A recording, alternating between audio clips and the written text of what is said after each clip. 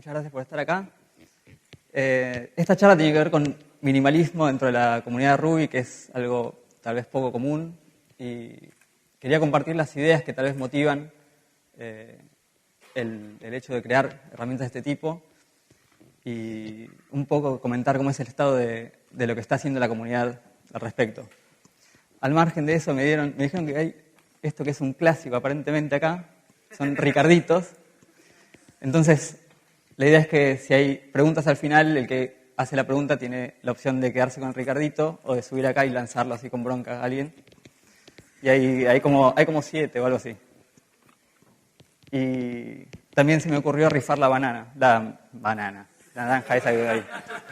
Así que piensen preguntas si se les ocurre. Bueno, mi nombre es Michel Marten, nací en Perú, criado en Argentina. Soy Soberan en Twitter, es el mismo usuario en GitHub. Ahí pueden ver varios proyectos que hago. Soy cofundador de OpenRedis, que es una empresa proveedora de hosting de Redis, que es la base de datos que vimos más temprano.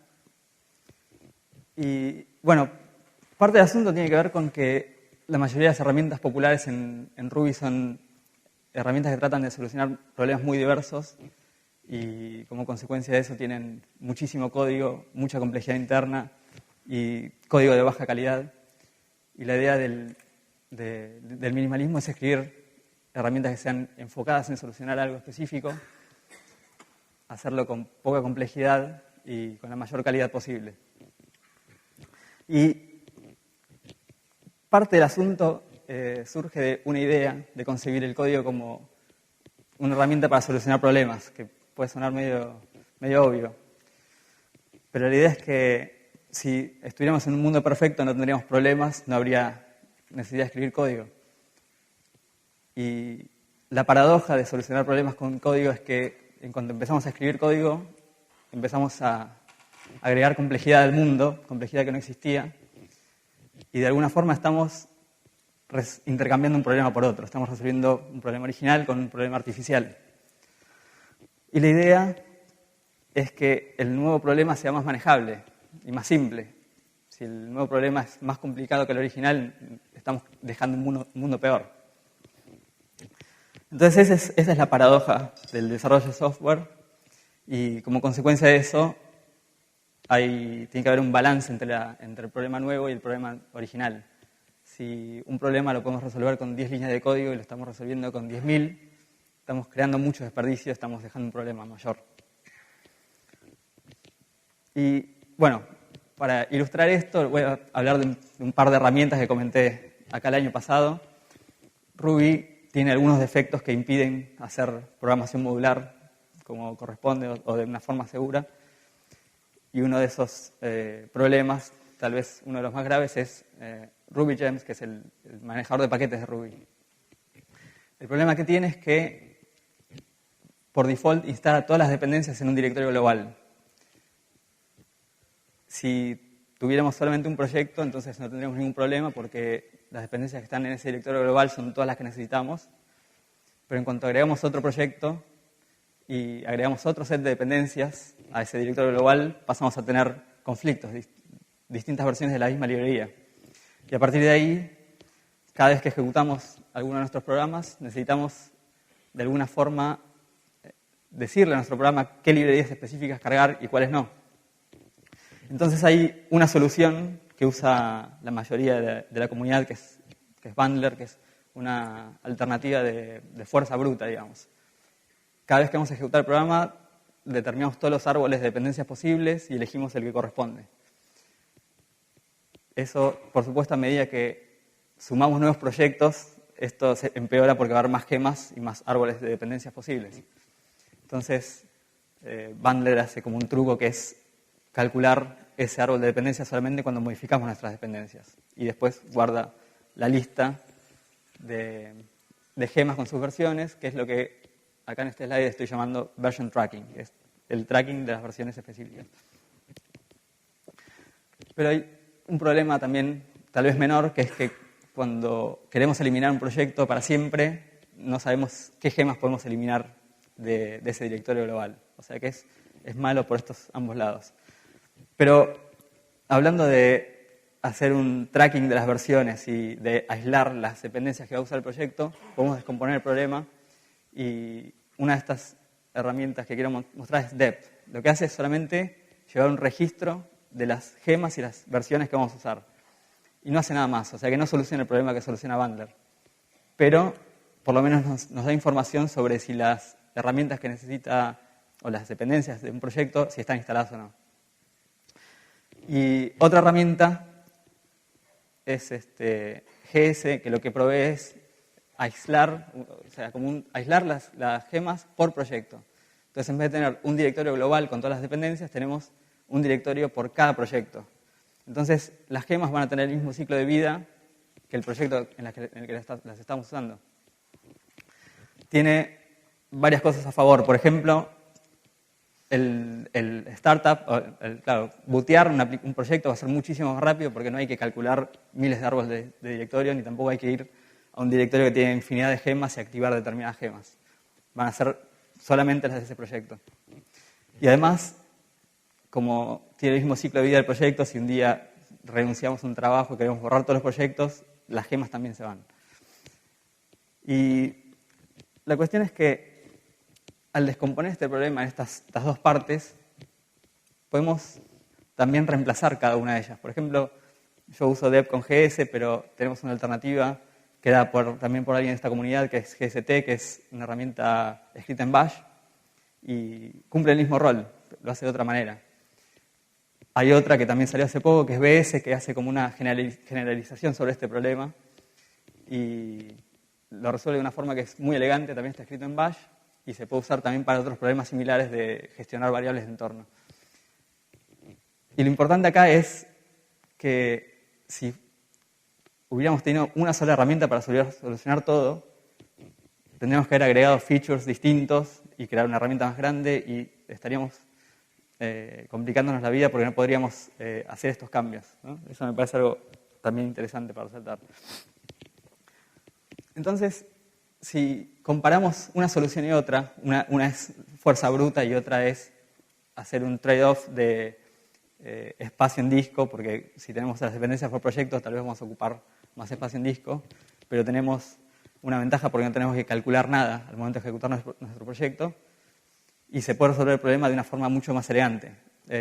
Acá lo que quiero mostrar es la diferencia entre las líneas de código, pero también siempre hablamos mucho de líneas de código, o al menos en mi caso hablo muchísimo de líneas de código, y acá queda más o menos claro que hay una correlación muy fuerte entre líneas de código y complejidad. Es casi lineal. Y viéndolo gráficamente, tenemos dept y GS, que es 55 veces más chico que Bundler. En términos de complejidad es 71 veces menos complejo. O sea, estamos de repente usando una herramienta que no es la adecuada, no estamos atacando el problema desde el ángulo adecuado. Bueno, esta es una frase que descubrí hace poco, escrita por Einstein en 1905. Bueno, no importa mucho lo que dice, la idea es que 2 años después la reescribió en esta fórmula y recién 44 años después la refinó y es esta que es la versión que todos conocemos, de repente la que todos recordamos. Entonces acá me gusta ver cómo se fue refinando una idea. De repente son formas de expresar lo mismo, pero se llegó a algo que era más elegante y que de repente nos sirve más. Este es otro ejemplo, no sé si están familiarizados con la notación de las jugadas de ajedrez. Pero en 1614 así anotaban las jugadas, era como contaban una historia. Entonces acá dice: el rey blanco comanda a su propio caballero a la tercera casilla delante de su propio alfil. Era enorme y por supuesto no anotaban toda la partida, anotaban las primeras 4 jugadas y después decían: y el rey blanco procedió a ganar la partida de forma elegante, una cosa así. Entonces, de esa época no hay registros de partidas completas, hay algunas movidas, aperturas y nada más. Pero bueno, 100 años después esto se acortó, la idea era poder representar más información. Pasaron 100 años, ya se anotaban partidas enteras con esto, que todavía era como una versión comprimida de la anterior. mediados del siglo pasado se logró esto que era súper conciso y la forma actual es esta. Es directamente solo un sistema de coordenadas, y para un profesional del ajedrez es obligatorio anotar las partidas, anotar las jugadas. Y esto permite, o permitió, crear bases de datos con las partidas de todos los jugadores, compartir esa información, compartir la teoría del ajedrez, comparar estilos de jugadores. Y bueno, con las computadoras también se usó esto para alimentar esas bases de datos, ¿no? Y mientras tanto, en el mundo Ruby, o al menos cuando yo empecé a programar en Ruby, esta era la forma de testear, era como muy directo. Planteábamos así directamente lo que queríamos comparar. Pero en 2005 surgió RSpec y ya podíamos escribir un poco más para obtener exactamente lo mismo. Y bueno, tuvo mejoras que nos permitían escribir cada vez más, y llegamos a lo que usamos hoy.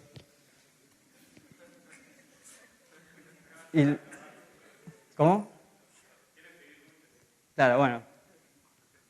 Y la idea, o cuando yo veo esto, es como tratar de meter prosa o poesía dentro de algo en lo que no corresponde, y también es como ir hacia el pasado.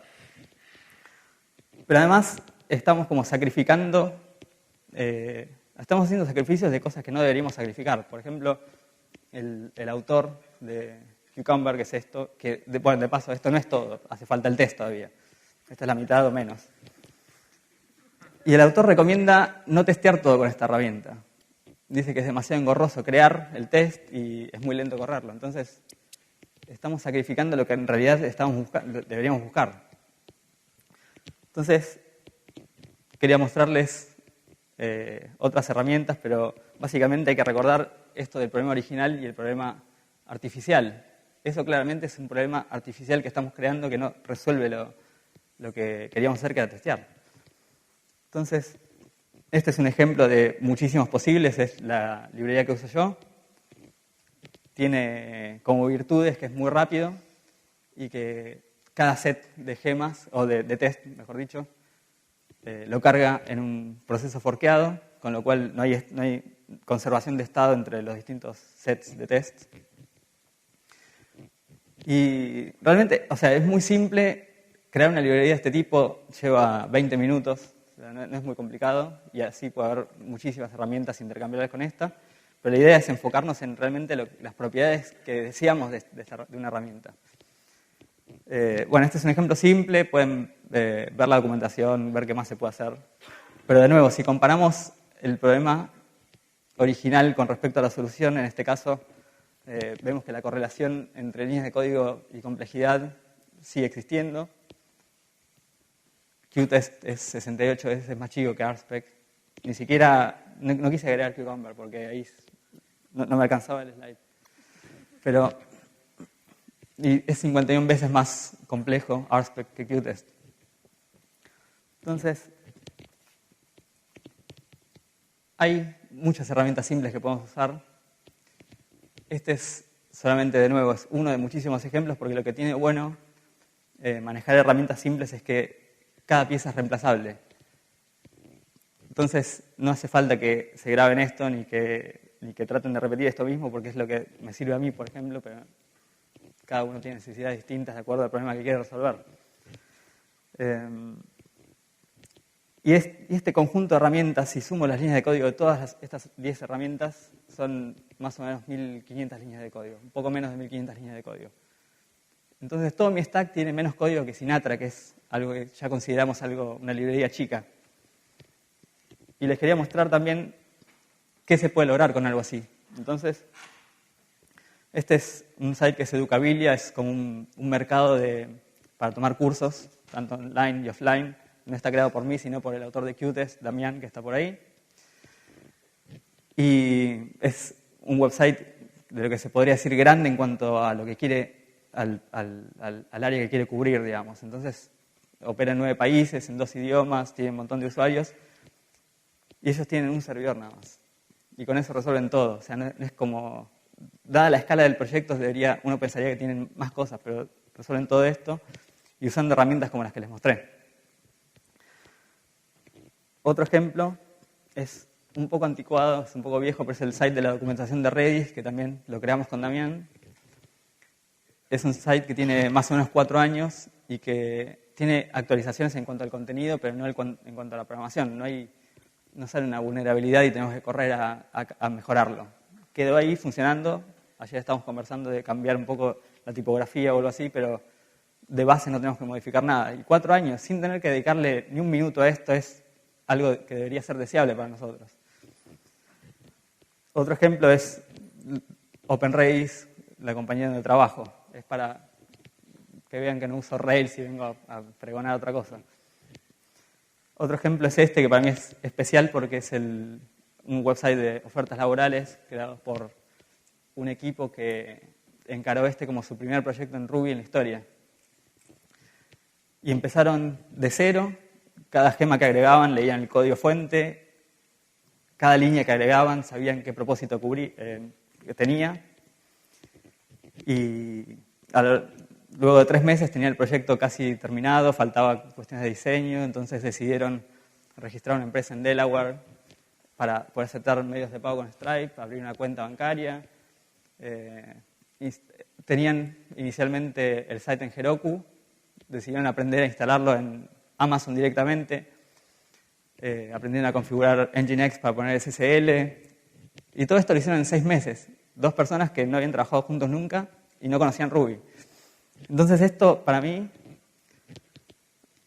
sirve para demostrar que no hay que ser de repente un gurú y ser un experto en Ruby para pasar de Rails a usar herramientas de este estilo. También sirve para alguien que recién empieza porque de repente les da control absoluto sobre lo que están haciendo. Y bueno, medio derivado de esto también tienen ahora una conciencia sobre complejidad que de repente no es habitual para alguien que recién empieza en esto. Entonces, si tenemos un montón de herramientas simples que solucionan el mismo problema, con menos código, hacen menos uso de recursos, ¿por qué seguimos o por qué la mayoría sigue usando herramientas tan complejas? Y yo creo que mucho tiene que ver con una mitología que se creó en torno de ciertas herramientas. Creo que parte de esto lo decía Foca en su charla, ahora vamos a ver por qué, pero son mitos que se siguen repitiendo y que los escucho una y otra vez y son barreras que deberíamos derribar. Uno, por ejemplo, es la idea de que si uno toma herramientas por separado, va a necesitar como un aglutinante que una todas esas piezas y que las haga funcionar en equipo. Y eso es falso. O sea, no sé dónde se origina, pero es falso. Es como, si son herramientas que están bien diseñadas, que cumplen una función muy específica y tienen una interfaz clara, no hay necesidad de agregar más código para que funcionen entre sí. Otro caso es el de esta idea de que cuando uno usa herramientas simples, termina reescribiendo Rails o termina reescribiendo la mitad de Rails. Eso se dice mucho. Entonces, siempre hay un foro de discusión donde alguien dice, bueno, usás herramientas simples, pero terminás con la misma complejidad total. Bueno, esa es mentira absoluta. Y, de hecho, lo que yo me puse a pensar al pensar en esto, ¿no? De alguien que elige herramientas simples, uno debería esperar que su aplicación sea simple también, no lo contrario. O sea, no es alguien que se tortura para tener que escribir 150.000 líneas de código en su aplicación. O sea, bueno, digo 150.000 porque es lo que mide Rails, ¿no? La realidad es que Rails tiene muchísimas cosas que uno no necesita. Tiene cosas que nadie necesita incluso. Tiene cosas que nunca nadie usó, sin embargo están ahí. Y la idea, de nuevo, es encontrarnos con qué es lo que estamos queriendo solucionar. A veces estamos queriendo solucionar un problema muy específico, tenemos herramientas que sirven, Rails te hace una promesa enorme y de repente no es la solución adecuada. Bueno, otro mito es este que hablaba Foca de qué tan actual es una librería. Foca contaba esto de que cuando uno está usando de repente ls para ver el contenido de un archivo, de un directorio, no se pregunta quién fue el creador, o sea, ni sabe quién es el creador, ni cuándo se actualizó, ni hay conferencia de LS, ni libros de LS, pero porque es chico y funciona. Y bueno, justo hace un tiempo me mostró Cecilia de Punch Curve una conversación que había en un foro de un tipo que planteaba esto. Decía, bueno, en mi empresa contratamos a un equipo para que hiciera un prototipo y están usando Cuba, que no se actualiza hace 6 meses. No sé qué voy a hacer porque después voy a heredar el proyecto y qué va a pasar. Bueno, y por supuesto todo el mundo salió a decirle, no, que usen Rails, ya, que cambien. Y bueno, otros eran más de repente más pensantes y le decían, bueno, no, por supuesto que usen Rails o a lo sumo que usen Sinatra o Padrino. Pero Cuba, nunca escuché hablar de Cuba. Bueno, pasaron 2 semanas y el mismo tipo puso otro comentario y dijo, bueno, la verdad que les di una oportunidad, ya vi cómo trabajan, me gusta lo que están haciendo, leí el código de Cuba, que son 143 líneas, y ya me doy cuenta que si nadie lo va a mantener nunca no es problema, porque lo entiendo. Y me gusta la forma que tienen de trabajar, me gustan las herramientas que eligieron. La verdad que estoy contento, es una suerte haberles dado la oportunidad de una cosa así. Pero, por supuesto, siguieron entrando comentarios de gente que seguía diciéndole, no, estás cometiendo un error gravísimo, cosas de ese estilo. Y el último comentario, que es brillante, de un tipo que le dice, mirá, si no eligieron Rails, no les pagues. Porque solamente vos deberías haber tomado esa decisión y me parece muy irresponsable de su parte. Y a todo esto, yo creo que toda esa gente ni sabe lo que es Cuba y nadie preguntó cuál era el problema original. O sea que es como discutir si, claro, usen el destornillador, no usen el martillo porque... Pero ¿qué? O sea, bueno, no importa, me enojo. Me sube así la presión. Pero claro, o sea, tenemos la capacidad de discutir esto desde lo técnico y seguimos discutiéndolo desde lo emocional. Y bueno, hablando de lo emocional, yo también fui culpable en algún momento cuando de repente hace 3 años yo decía, bueno, Rails es una mierda, que es la conclusión a la que llegué en aquel momento, pero estoy dando mi conclusión sin fundamentarlo. Entonces, obviamente, si yo digo Rails es una mierda, todos hacen se ponen a la defensiva y se termina la discusión. Entonces, si bien yo tenía cómo fundamentarlo en su momento, no es una buena idea empezar así una discusión técnica. Y bueno, igual al día de hoy sigue pasando que alguien dice, bueno, TDD está muerto, o tal patrón de diseño es lo máximo, hace un mes no, pero ahora es lo máximo, y ahora que era genial ya no nos sirve para nada. Y tenemos hoy en día un montón de métricas que nos sirven para medir complejidad, líneas de código, como lo que vimos recién.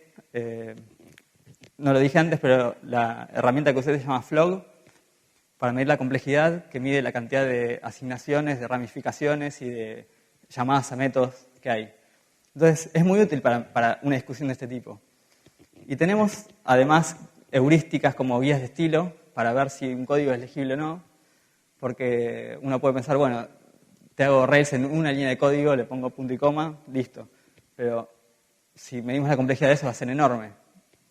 Entonces, deberíamos llevar, y esto es tal vez lo que me preocupa muchísimo, que es la idea de llevar esto a la discusión a lo técnico y sacarlo de esto emocional.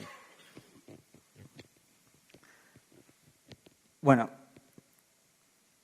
¿por qué usamos, esto va a ser medio polémico, pero ¿por qué usamos herramientas tan difíciles o tan complejas? Bueno, hay en la comunidad de Ruby como un camino a la fama que tiene que ver con crear herramientas que resuelvan muchos problemas al mismo tiempo. Es, de repente, alguien crea una herramienta que soluciona un problema y esa herramienta va a tener a ese autor como usuario y de repente algunos más que se toparon con ese problema. Y cuando se presenta un nuevo problema, el autor está entre crear una herramienta nueva para solucionar ese nuevo problema o agregar un par de líneas de código para cubrir este nuevo caso de uso. Y Ruby es un lenguaje de tan alto nivel que hacer eso es muy fácil. O sea, siempre estás a un par de líneas de código de cubrir un nuevo caso de uso. Y al cubrir un nuevo caso de uso, se te duplica la cantidad de usuarios de tu librería. Y si seguís en eso, vas agregando nuevos casos de uso a tu librería, vas a tener cada vez más usuarios, va a ser medio mantenible, entonces se van a sumar colaboradores y vas a tener un producto frágil, pero muy popular. Y algo también que es muy particular de nuestra comunidad es esto de usar la popularidad como un criterio para elegir una librería. Entonces, si entre dos herramientas que solucionan el mismo problema, gana la más popular, sin importar la calidad del código, la cantidad de líneas de código, sin importar nada más. Entonces, una vez que se logró un poco de popularidad, es como un círculo vicioso que es imparable. Esas librerías son imparables. Pero la base de todo esto es que estamos tratando como si fuera una virtud, algo que en realidad es un defecto. Una herramienta que crece para resolver problemas muy diversos es un defecto grave de diseño. Y yo creo que cualquiera, o tal vez cualquiera, de los que estudia programación modular sabe que eso es así. Pero sin embargo hay como una cuestión emocional que impide verlo. Por eso me parece que también perduran estos mitos que hablábamos antes. Todo esto que hablé es como la cuestión práctica del minimalismo, o sea, porque conviene desde la performance, desde la simplicidad, desde el tener que dedicarle menos tiempo de repente. Pero hay también como otra dimensión que también se habló durante el día de hoy, que es como la dimensión moral, algo que deberíamos pensar como programadores. No sé si moral es la mejor palabra, pero bueno. Y quería contarles sobre Christopher Alexander, que es un arquitecto que ya debe tener casi 80 años, que escribió un libro que es A Pattern Language, entre otros libros que escribió. Y ese libro fue muy influyente para el mundo de la programación en general, porque todo lo que vemos ahora de diseño, de patrones de diseño, todo eso que discutimos hoy, 40 años después, surge de este libro. Es un libro enorme, es muy profundo, el tipo utiliza, como es arquitecto, habla de construcción, ¿no? Y habla de cómo construir en el mundo para sacar lo mejor del ser humano. O sea, cómo construir para que el ser humano sea más creativo, para que sea más feliz, para que pueda compartir tiempo con los demás. Cada patrón tiene, bueno, un nombre, una descripción del problema, la investigación que hizo el tipo y su equipo sobre ese problema y una propuesta. Entonces, por ejemplo, hay patrones que son desde cómo poner una ventana, cómo tiene que ser un cuarto en cuanto a dimensiones, y cosas más grandes, cómo debe ser un barrio, cómo debe ser un sistema de transportes en una ciudad, cómo debe ser una ciudad, y cómo debería ser un gobierno mundial. De hecho, el primer patrón es el gobierno mundial, y es muy profundo. Y siempre busca esto que decía, el bienestar, la creatividad. Por ejemplo, hay un patrón que es lugares de trabajo distribuidos. Y el tipo analiza cómo, al polarizar las zonas laborales en una ciudad, lo que hacemos es que los niños durante el día no vean adultos. Y él plantea zonas de trabajo distribuidas entre zonas residenciales para que los niños puedan ver adultos cuando crecen, para que puedan almorzar con los papás. Y bueno, eso claramente no tiene que ver con la construcción que de repente, o con la arquitectura que uno aprendería en una universidad. Es como una dimensión nueva que creó esta persona. Y nosotros en el mundo de software tenemos este tema de los patrones, pero lo tenemos solamente como un lenguaje para referirnos a ideas o a soluciones conocidas, a problemas habituales, digamos. El libro original tiene 3 dimensiones. Una es este lenguaje, otra es la dimensión moral que dije recién, y otra es como una capacidad generativa de cada uno de estos patrones, porque cada patrón está relacionado con patrones más chicos y con patrones más grandes, de modo que si uno quisiera usar alguno de esos patrones, sabe con qué conectarlo, de modo tal que quede algo coherente. Nosotros en software no tenemos eso, y tampoco tenemos la dimensión moral. Y hay una charla, bueno, el libro de él fue un boom en Silicon Valley, lo invitaron a dar una charla. Esa charla fue 20 años después de la publicación del libro, él era un gurú. Entonces, hizo como su investigación sobre este mundo que era desconocido para él. Y en la charla planteó justamente esto. Dice, me parece raro que hayan elegido de repente lo que tenía menos valor de mi libro. O sea, tienen palabritas que les sirven para denominar soluciones comunes a problemas comunes. Pero en ningún lado veo esta cuestión de sacar lo mejor de la humanidad. Y bueno, él a esa altura, ya habían pasado 20 años de la publicación del libro, estaba totalmente frustrado con el mundo de la construcción, de la arquitectura, porque pensó que iba a cambiar el mundo y obviamente en el mundo los arquitectos construyen un 5% de lo que de todo, ¿no? Y cada uno construye como puede, hay ciudades que están colapsadas, ciudades como Buenos Aires que es inviable directamente. Y él en ese momento, era el año 96, veía como una esperanza tratar de afectar la mente de todos esos programadores para que buscaran esta dimensión moral, buscaran esta dimensión generativa. Y la verdad que pasaron 20 años y todavía no tenemos esto. O sea, si hablamos cuál es la dimensión moral de lo que hacemos, yo no tengo idea. Él en aquel momento decía que era como que éramos asesinos a sueldo, que teníamos las palabritas, los elementos, todo, y si te piden hacer un site para que la gente clique más y se equivoque y clique por error un banner, lo haces. Bueno, él no decía esto, eso lo digo yo. Pero la cuestión es que hoy en día, si hablamos de cuál sería la moral, de repente podemos pensar en lo del software libre o cosas así, que está muy bien, pero de repente no es todo.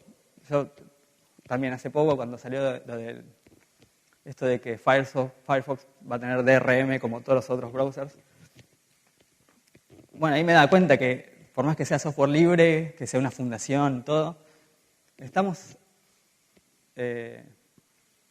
limitados a muy pocas opciones de browsers, y incluso si nosotros quisiéramos crear un browser, nos dan una semana, tampoco podemos hacerlo porque creció tanto en complejidad que nos limitamos a nosotros mismos. Entonces, puede haber otra dimensión que tenga que ver con la simplicidad. Puede ser que de repente podamos considerar el impacto ambiental que tiene lo que hacemos o algo así. Es una pregunta abierta, o sea, estoy divagando. Pero, por ejemplo, el hecho de que Mozilla necesite 1000 servidores de integración continua todo el tiempo, o sea, para un programita, para ver documentos a través de Internet. Es ridículo si lo pensamos. Es ridículo que no podamos escribirlo nosotros mismos. Y todo porque creamos estas plataformas que nos permiten leer texto, ver imágenes, video, conectarte con otro browser así porque sí. Y si hubiéramos hecho herramientas separadas, cada uno podría tener su implementación de WebRTC o de lo que fuere. Entonces, también creo que por ahí pasa algo en lo que deberíamos reflexionar. Pero también llevado a lo nuestro, hay una cuestión que es que escribir código es muy fácil. Solucionar problemas con más código es facilísimo. Hay otro mito más que me gustaría derribar, que es ese de que si hay suficientes ojos, no hay ningún bug que sea difícil de arreglar. Pero hay pruebas por todos lados de que no es así. No quiero decir Rails de nuevo, pero hay todo el tiempo 5 o 6 cuestiones de seguridad. Entonces, la complejidad no es gratis y tendríamos que buscar la forma de solucionar los problemas con menos, en vez de agregar y tener a nuestros héroes, que son los que más código contribuyen. En Rails hay 5000 commits entre una versión y otra, que es más de lo que yo comití en mi vida. Y esto también me lleva a pensar que, bueno, también como Mozilla tiene 2000 servidores, nosotros nos pasa lo mismo. De repente estamos corriendo los tests, tarda 1 minuto. Bueno, seguimos. Al mes tardan 5 minutos, a los 2 meses 10 minutos, y contratamos un servidor de integración continua y ahora ya está, corre ahí. Y está bien si uno quiere zafar de ese problema, pero a nivel humanidad estamos yendo cada vez peor. Entonces, otra cosa que pasa es que si uno busca trabajo en Ruby ahora, son todos trabajos que son todos en Rails y es para heredar el proyecto que alguien acaba de dejar. Alguien abandonó un proyecto, listo, salimos a buscar un reemplazo.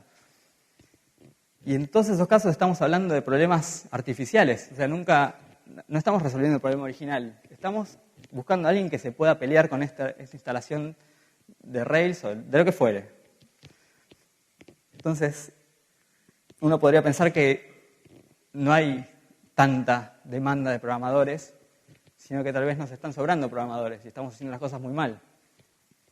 Si hay herramientas como RSpec, por ejemplo, que requiere que un tipo dedique 10 años de su vida a resolver algo que se pudo resolver hace 4 años por una persona en 140 líneas de código. De repente hay algo que está mal ahí también, hay mucho derroche.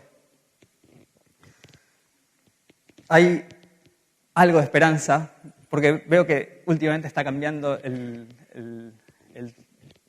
la sensación térmica dentro de la comunidad, al menos en Sudamérica, en Argentina y en Uruguay, lo que estamos viendo que hay como un resurgir de esta línea de pensamiento. Todo lo que vimos en estos días para mí fue magnífico, tal vez influenciado por la gente que organiza, que es gente que comparte esta mentalidad. Y bueno, hay una iniciativa que es MicroRB, es un canal de IRC, también es un website, microrb.com. Es como una selección de herramientas simples, como una recomendación de herramientas simples. No es iniciativa mía, es de un conjunto, de un colectivo. De repente no es la alternativa que yo propondría, no estoy muy de acuerdo con tener una lista, porque me parece que es muy difícil trazar la línea de qué es recomendable y qué no. Pero como es algo abierto, es un canal de IRC, podemos ir y quejarnos todos para que saquen a Sinatra de la lista o cosas de ese estilo. Tengo un Ricardito para que me ayude en eso. Y otra iniciativa también creada, esta es la buena, esta es creada por gente de nuestra comunidad, es Let's Code, es una iniciativa que no tiene que ver con Ruby específicamente, sino con, o sea, muchos de nosotros ya estamos entre Ruby y otros lenguajes. Hay gente acá que escribe librerías en Go, librerías en JavaScript algunos, en Lua. Y lo interesante es que estas ideas se pueden debatir sin importar el lenguaje que uno use. Y acá no hay una selección, no hay recomendación en cuanto a código, pero sí en cuanto a ideas. Y justamente la idea es abordar todos estos temas de lo técnico y es posible entrar al canal, preguntar, pedir consejos o discutir, porque en realidad nos encanta todo esto, de discutir sobre estos temas. Así que si algo de lo que dije les pareció interesante o si algo de lo que vieron durante la conferencia los inspira a ir por este camino, los invito, son más que bienvenidos. Esto tiene el gran defecto de que es muy lento difundir ideas a través de conferencias, sobre todo porque son muy pocas, de repente tenemos la de Uruguay y la de Argentina. Entonces no vamos a terminar cambiando el mundo de un día para el otro. Alguien como Christopher Alexander, que es mucho más influyente, tampoco lo logró, o sea que es una batalla medio perdida. Pero bueno, si somos más, vamos a tener más posibilidad de interactuar entre nosotros, vamos a tener más tiempo libre, menos tiempo que dedicarle a codificar o a escribir código. Y bueno, eso era todo. Muchísimas gracias.